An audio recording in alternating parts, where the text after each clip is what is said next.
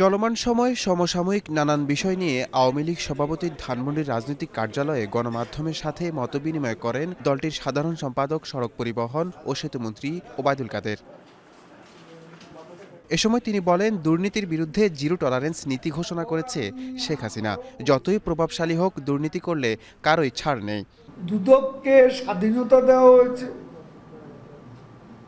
যে যত প্রভাবশালী কেউ দুর্নীতি করলে তদন্ত করা, মামলা করা, তাদের এটা নিরঙ্কুশ স্বাধীনতা রয়েছে।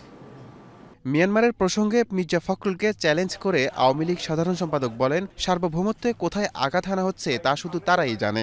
মিয়ানমারের ব্যাপারে আমি মির্জা ফখরুলকে চ্যালেঞ্জ করছি, সার্বভৌমত্বের প্রতি কোথায় আঘাত। সেন্ট মার্টিনে